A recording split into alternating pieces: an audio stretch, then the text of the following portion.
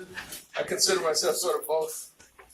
For those who probably don't know who I am, you may have seen a story on CNN some years ago where they said my brother Steve and I we've owned over 12 hotels, 11 full-power TV stations, radio station, we built shopping centers, and we did it together.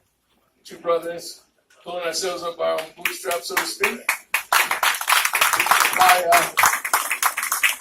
It's an interesting story because, my daddy worked at the post office for 39 years.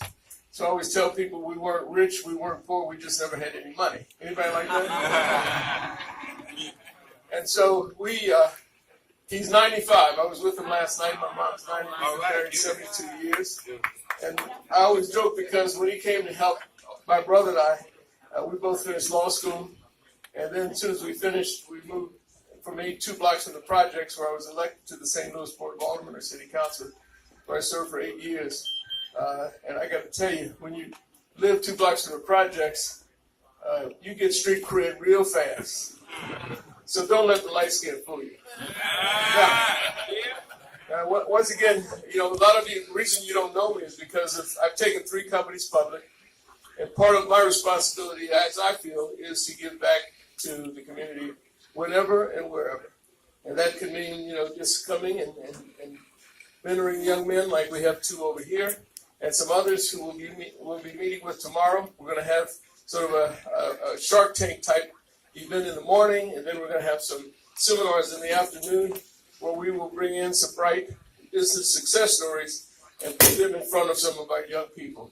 Let's face it, if we go out today and we try to ask our kids, do you want to be a multimillionaire? They would probably say yes. But then if you take it to the next step, and you ask them, well, how would you do it? And what are their images? Well, they would assume you'd have to have a ball in your hand, you'd have to be a rapper, or you'd have to be what I call an illegal pharmacist. Some of you might understand that. So we have to bring more success stories. A guy like me who's made hundreds of millions of dollars, well, Muhammad Ali told me that it ain't bragging if you can back it up. And I'm from Missouri, that's a show me state. And what I think we have to do is let more of our success stories be proud of those successes in business, as capitalists, as entrepreneurs, and we have to set examples for our young people.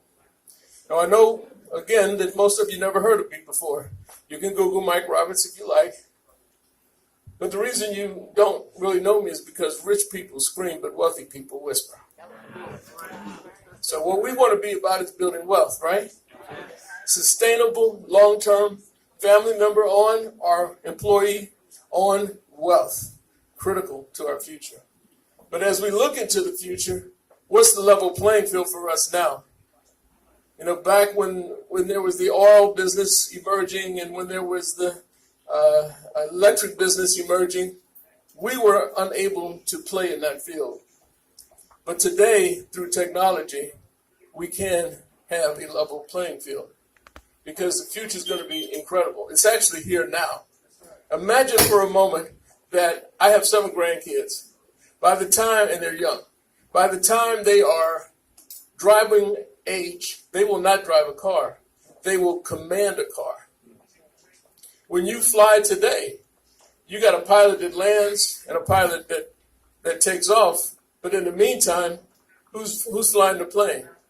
Artificial intelligence. So where are the business opportunities inside of this?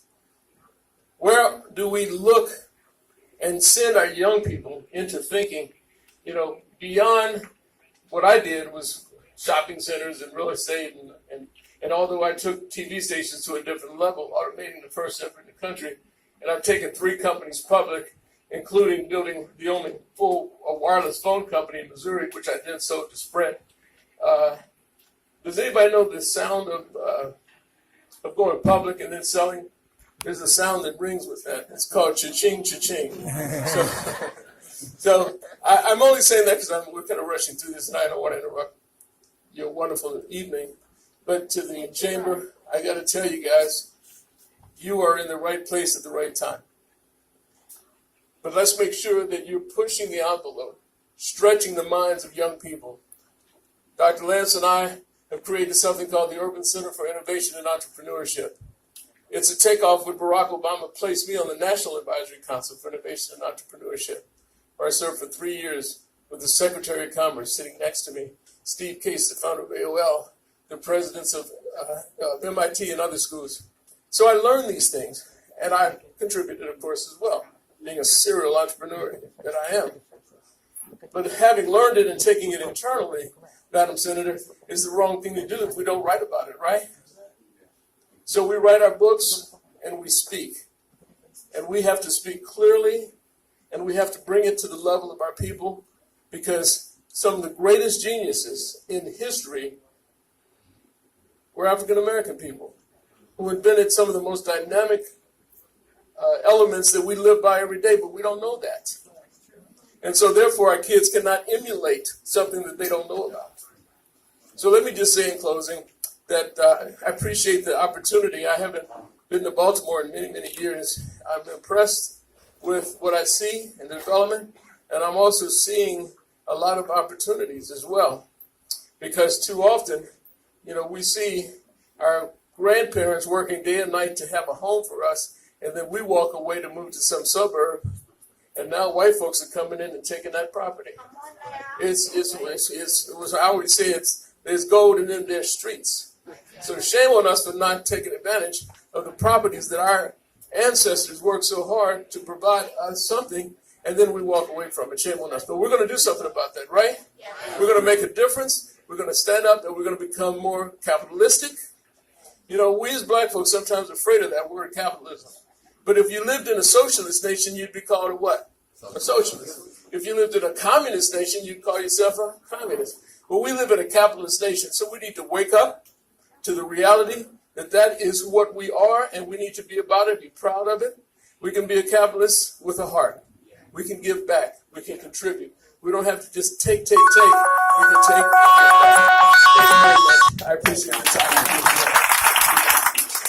Thanks, everybody. Let's give Mr. St. Louis, Mr. Mike Rogers, a round of applause. Mr. Mike Rogers. Thank you, guys.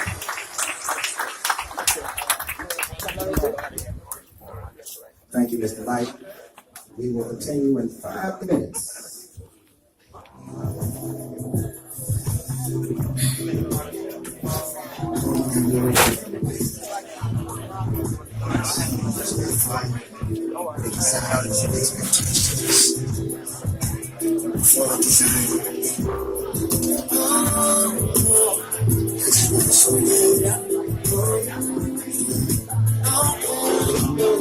You just seem so real.